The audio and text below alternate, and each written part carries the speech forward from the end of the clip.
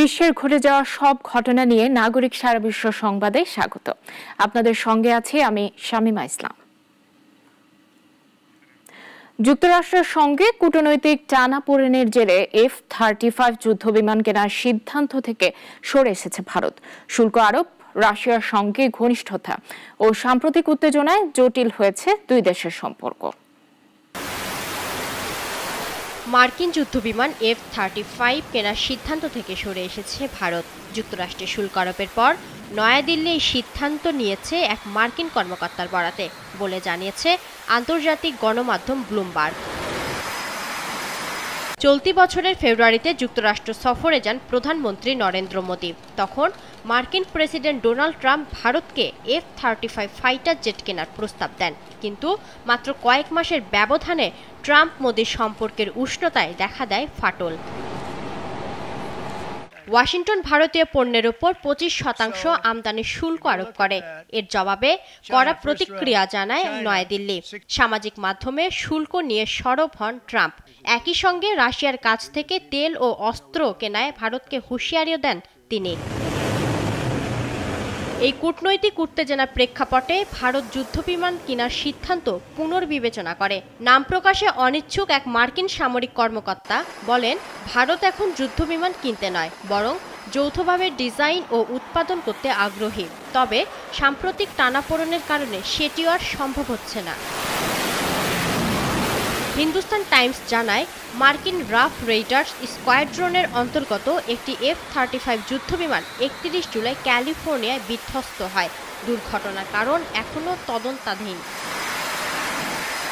তবে যুদ্ধবিমান না কিনলেও যুক্তরাষ্ট্র থেকে প্রাকৃতিক গ্যাস, স্বর্ণ এবং যোগাযোগ সরঞ্জাম আমদানি বাড়াতে চায় নয়াদিল্লি। তাতে অর্থনৈতিক সম্পর্ক কিছুটা হলেও বজায় রাখা সম্ভব হবে বলে মনে করছেন বিশ্লেষকরা। ইফাত আরা মিথিলা, নাগরিক। তামিলনাড়ুর তাম্রপর্ণী শুধু একটি নদী নয়, এটি একটি সাংস্কৃতিক ঐতিহ্য। বহু মন্দির, আচার অনুষ্ঠান এবং পুণ্য স্নানের স্থান নদীর সঙ্গে যুক্ত। তাই দূষণ এর প্রাকৃতিক ও সাংস্কৃতিক ভারসাম্য নষ্ট করছে। তবে এবার বর্ষায় নদী অববাহিকায় পানির স্তর বেড়েছে, সঙ্গে জলজ পাখির সমাগম বেড়েছে। ভারতের তামিলনাড়ুতে তিরুনেলভেলি, তেনকাসি ও থুতুকুড়ির জলাশয়গুলো এখন পাখির স্বর্গরাজ্য। বৃষ্টিতে তাম্রপর্ণী নদী ও সংলগ্ন জলাশয়গুলো ভরে উঠেছে। তৈরি হয়েছে জলজ পাখির খাদ্য ও বাসা তৈরির আদর্শ পরিবেশ। নদী তীরের জলাশয়গুলো পাখি, মাছ, উভচর প্রাণী ও জলজ উদ্ভিদের জন্য গুরুত্বপূর্ণ বাস্তুতন্ত্র।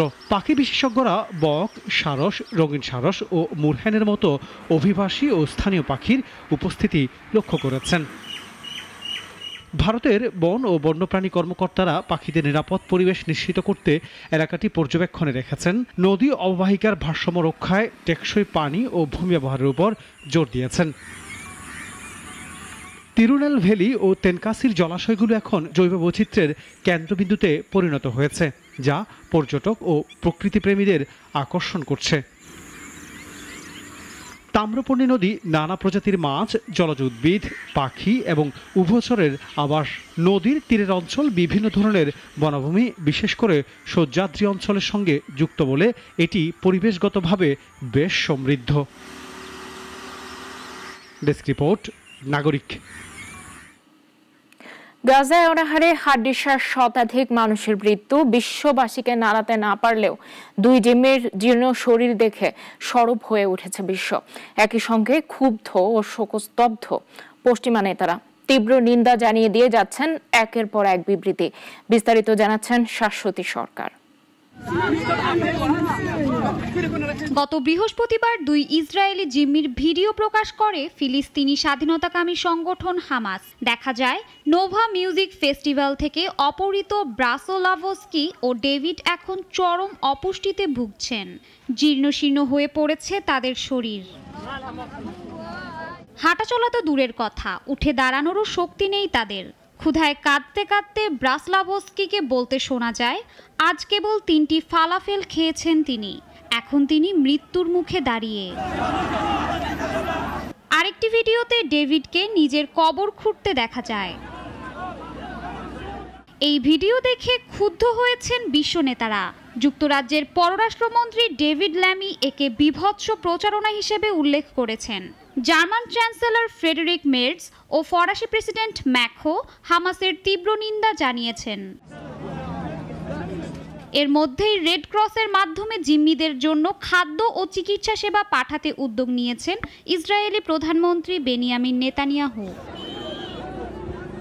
এর জবাবে হামাস জানিয়েছে ইসরায়েলি জিম্মিরা গাজার জনগণের মতোই কষ্ট পাচ্ছে, বাড়তি কিছু নয়। ত্রাণ প্রবেশ নিশ্চিত না হলে জিম্মিদের বিশেষ সুবিধা সম্ভব নয় বলে জানায় হামাস। শাশ্বতী সরকার, নাগরিক। নগরায়নের প্রভাবে হারিয়ে গিয়েছিল বেইজিং এর ঐতিহ্যবাহী সং ওয়েনমেন বাজার। 6 শতাব্দীর স্মৃতি আর মানুষের ভালোবাসায় মোড়া এই বাজার বেইজিং এর প্রাণকেন্দ্রে ফিরে এসেছে নতুন রূপে। পুরনো স্বাদ আর আধুনিকতার ছোঁয়ায় মুগ্ধ স্থানীয়রা ও পর্যটকরা। সং ওয়েনমেন বাজার বেইজিংয়ের প্রাচীন ঐতিহ্যের প্রতীক। কিং রাজবংশের আমল থেকে এটি ছিল ব্যবসায়ীদের মিলন মেলা, কিন্তু 20 শতকে বেইজিংয়ের আধুনিকরণে বাজারটি হারিয়েছিল তার পুরনো জৌলুস। দোকান বন্ধ হয়, স্মৃতি ম্লান হয়। প্রায় 15 বছর পর সং ওয়েমেন বাজার ফিরেছে তার পুরনো ঠিকানায়। পুরনো দোকানগুলো ফিরেছে নতুন রূপে। চীনা ঝাড়বাতি, ঐতিহ্যবাহী সাইনবোর্ড আর নস্টালজিক স্লোগান মানুষকে অতীতে নিয়ে যায়।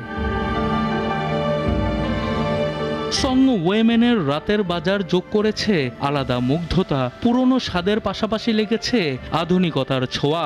লিউ ফুকুই নামে একজন তরুণ এখন এখানে নিজের দোকান চালান। আগে তিনি অবশ্য ভিডিও বানাতেন, এখন উইচ্যাটে তার একটি ভিডিও অনেক ফলোয়ারও এনেছে। সং ওয়েনমেন এখন শুধু বাজার নয়, এক সাংস্কৃতিক মিলন মেলা। শিশু থেকে বৃদ্ধ সবাই এখানে খুঁজে পায় আনন্দ। পুরনো স্মৃতির সঙ্গে নতুন প্রজন্মের হাসি মিশেছে। স্থানীয়রা ফিরে আসেন অতীতের গল্প নিয়ে। পর্যটকরা মুগ্ধ হন ঐতিহ্য আর আধুনিকতার মিশেলে। সং ওয়েনমেন বাজারের প্রতিটি কোণে জীবনের গল্প। এটি যেন বেইজিংয়ের হৃদয়ের ধুকপুক। এটি প্রমাণ করে ঐতিহ্য কখনো হারায় না। পুরনো স্বাদে নতুন প্রাণ মিশিয়ে এটি বেইজিংয়ের গর্ব। সানি আহমেদ, নাগরিক। মধ্যপ্রাচ্যের দেশ ইয়েমেনের উপকূলে একটি নৌকাডুবির ঘটনায় কমপক্ষে 68 আফ্রিকান শরণার্থী ও অভিবাসীর মৃত্যু হয়েছে। এ ঘটনায় এখনও নিখোঁজ রয়েছেন 74 জন। ডুবে যাওয়া নৌকাটিতে 1.5 শতাধিক অভিবাসী ছিলেন এবং নিহতরা সবাই আফ্রিকান। রোববার জাতিসংঘের অভিবাসন সংস্থার বরাতে এই তথ্য জানিয়েছে কাতার ভিত্তিক সংবাদ মাধ্যম আল জাজিরা। ডুবে যাওয়া নৌকাটিতে 154 জন ইথিওপীয় যাত্রী ছিলেন।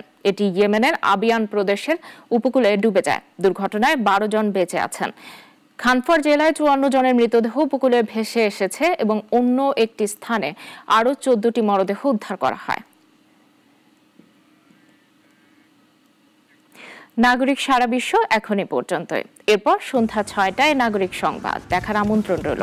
সবাইকে ধন্যবাদ।